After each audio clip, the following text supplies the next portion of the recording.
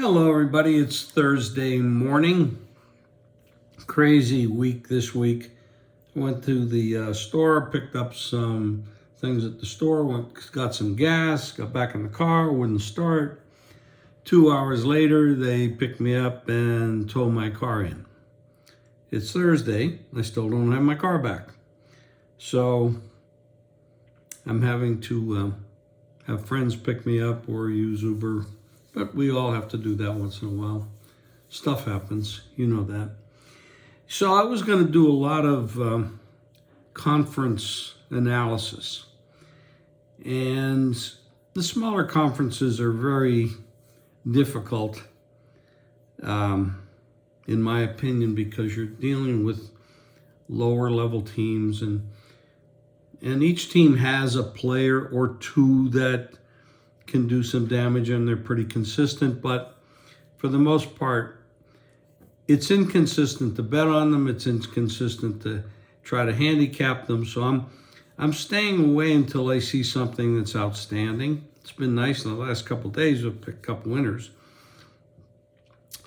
Now, the big games are going to start this coming week.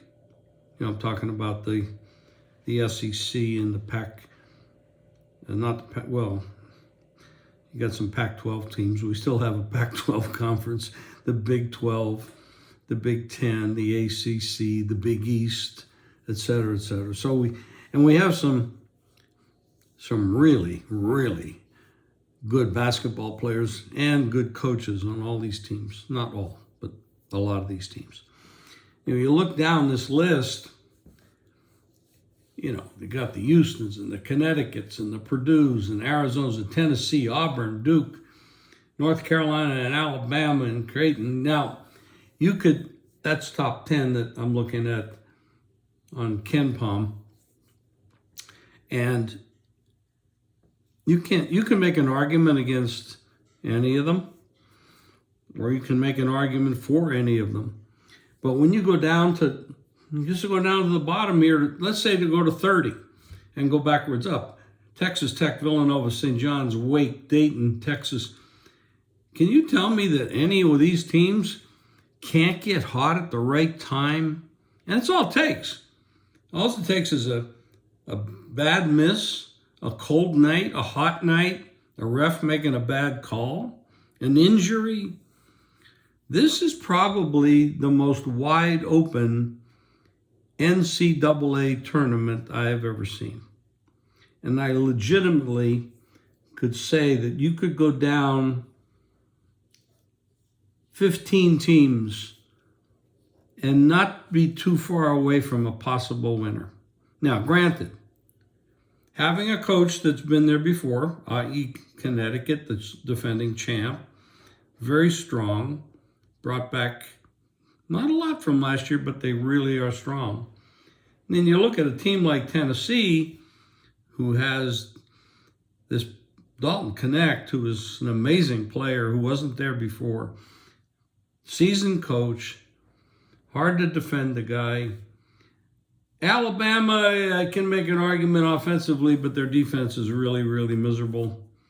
So, but can that turn around? Yeah, it can. You never know in a short series of games, things like that. This is going to be really, really, really exciting. And I'm digging into this right now, looking for future tickets to some extent, because I'm not going to bet a small, low-priced future ticket because you're tying up your money on an if-come that it's out there. But a long shot? Could you take someone out of the Mountain West? Could you take a New Mexico, ranked, way down the bottom here? Because they're Mountain West. They don't get a lot of credit. Can somebody like that get it? Probably not. But you might get a good price. And if you want to have a little fun, you do it that way. But when you look at the top teams, you got to say, now Marquette's got to get their Kolek back. I mean, he hasn't been playing. He's got to come back. I think he got an oblique injury. Without him, they're not going to have a prayer, but they do have a good coach. But you got to have the player. St. Mary's, they had already wrapped up their conference regular season, and they got blasted by Gonzaga. And believe me, That's not going to happen. Not that they can't win or lose that game. Either one can do that.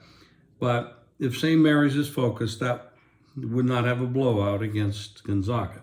So let's put that in the mix. And that's one of the things you have to look at in these conference tournaments and at the end of the regular season. Who needs it? Who doesn't need it? Who's motivated to be there? Who's trying to rest some players? Who's trying to get a couple guys that are banged up a little bit? Because it's a long season. And a lot of things have happened over that long season. So you might want to get some people a little fresher. You might want to get some bench players, a little bit of more time on the field, on the floor, just in case you might need them down the stretch. Who's playing better than Duke? Damn good they're playing good. They're playing very good. So you got a lot of people here. It's going to be really, really, really exciting. I'm excited about it. And today's Thursday, and between now and Monday, I will be putting a lot of wraps on this stuff.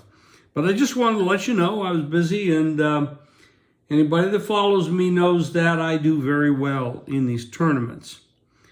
I've even had some NBA opinions the other night. You know, what happened with, it's funny, what happened with Golden State and Boston, and another 50-point plus win by Boston.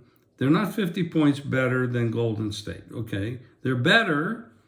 We all know that they're, roster-wise, the best team in basketball, but you just knew that game gave you some betting opportunities coming out of that game.